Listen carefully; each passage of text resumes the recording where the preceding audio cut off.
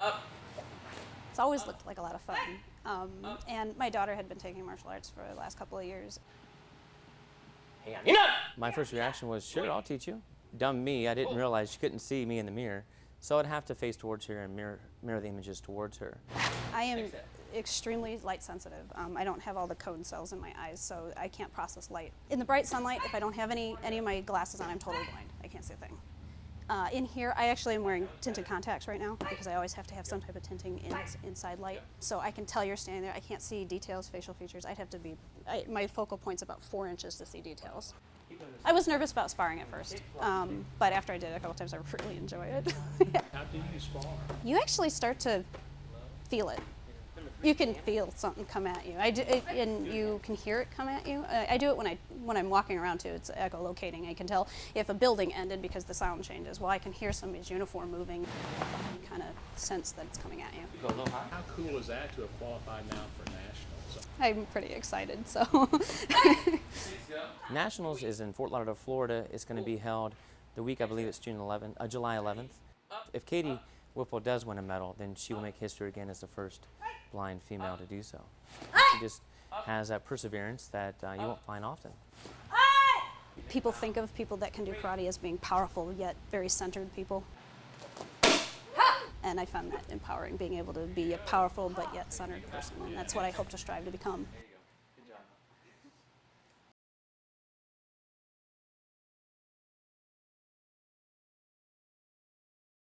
Growing up, I wanted to be a karate instructor. Told my mom I wanted to be a karate man when I saw a Karate Kid the first time. But life wasn't easy for this karate man. When I was 11 years old, my parents became divorced. So basically, when they got divorced, I never saw my dad again. So my dad has no idea what I do.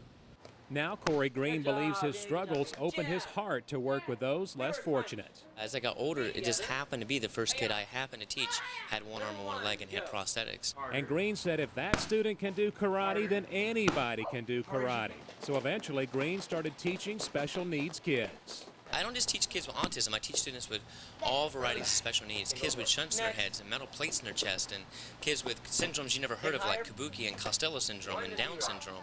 And Green is making a believer out of some parents. Alex was 8 years old when we started karate. He is autistic. To me, the thing that stood out was the self-esteem and the pride that he took in being part of something. He had never had that before. My son Ryan, he has Asperger's. I knew it would be a good social outlet for him and a good way to get some exercise. He likes to spend a lot of time on the computer, and that would get him up and moving, and he's really enjoyed it. Basically, we do this demonstration, and I mentioned the work I do, but never mentioned that Katie had autism. And then one of the parents looks at me and says, "Can kids with autism really do karate?" And I looked at the mom and said, "May I?" Because I wanted to address this situation. I'm gonna go on my tippy toes now. You know, karate is not a cure-all for everything, but it helps. Yay! She can kick really high. Yay, good job, Katie. There's a good job. All right.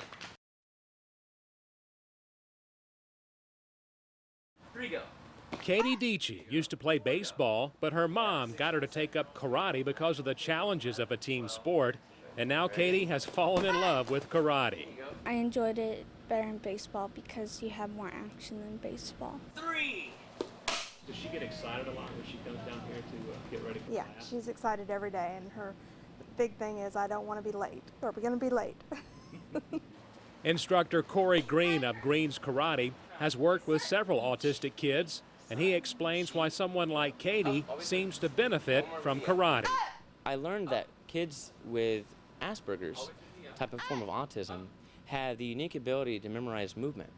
So I know I could show her the kata a couple times and she's already gotten it. Like this. So all I had to do is just fine tune her.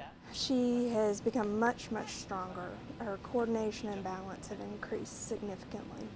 Next month, Katie will qualify to compete in nationals, making her one of the first autistic girls to accomplish that feat. It's my first time, and I think I'm about ready to have the challenge. And what makes it more special is that girls are less of a chance to be diagnosed than boys, about 5 times less. I think that's the right figures. And so therefore, if you have someone that has autism and then they happen to be a girl, and they happen to be good at what they're doing, she's just a rare gem. If you could have seen her when she was you know, smaller, we didn't think she would get this far. So this has been amazing.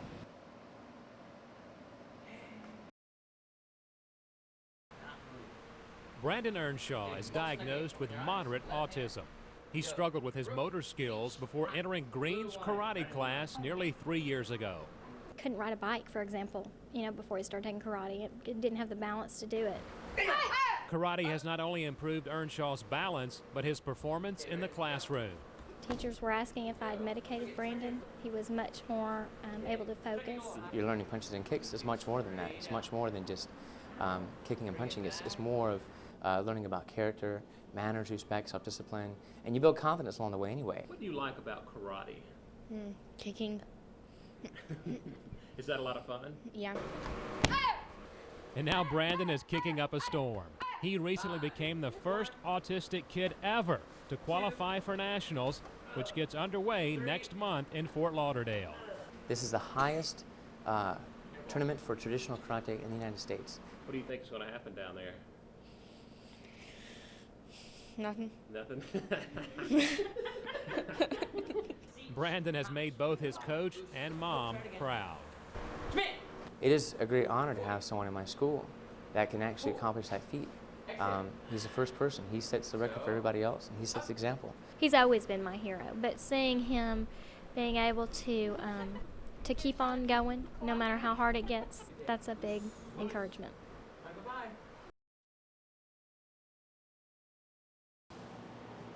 When Alex Davidson's parents saw Brandon Earnshaw qualify for Karate Nationals last year, they felt karate might help their autistic son as well. It seemed like a consensus was that this was a good thing for a child with autism. Autistic children are very, very repetitive, very structure-oriented, and once they get something, they grab it. 9-year-old Alex certainly grabbed it. He even sounds like a karate master.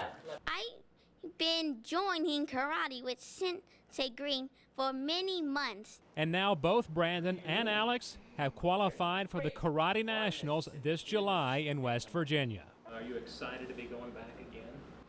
Yeah. Are you getting excited to go to Karate Nationals coming up in the summer? Is that going to be exciting? Sounds exciting. Even instructor Corey Green cannot believe what is happening with these young autistic kids. I didn't plan on this at all. This is something that just happened. The benefits of karate have been a blessing for both families. I mean, he eats lunch with his class, you know, and that's something every parent of a normal child would expect their child to do. But Brandon had never been able to do that. When we were in Memphis for the tournament here a couple of weeks ago, Alex was sitting with the other kids and being very good, just sitting there and blending in and look just like all the other children, and that's what you want. I kind of really like karate. Really so much.